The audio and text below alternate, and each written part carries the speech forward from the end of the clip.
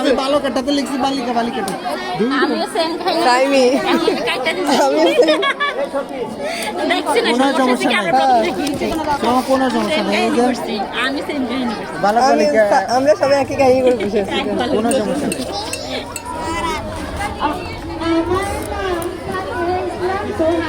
ফাতিহা গৌরী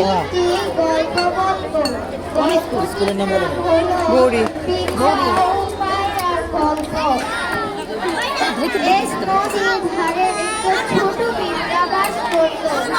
একদিন তার খুব পানি পিপাসা পেল।